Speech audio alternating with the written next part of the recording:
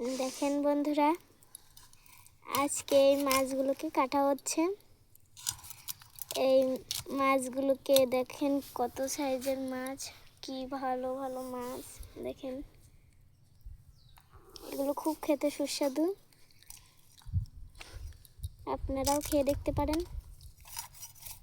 দেখেন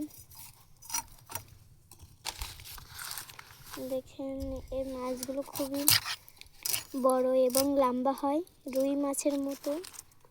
এটা রুই মাছই। এটা রুই মাছ। দেখেন কি বড় বড় হয়েছে। এই মাছগুলো খুবই সুন্দর আর খেতেও খুব সুস্বাদু। দেখেন কি বড় বড় মাছ। এগুলোকে এখন কাটা হচ্ছে।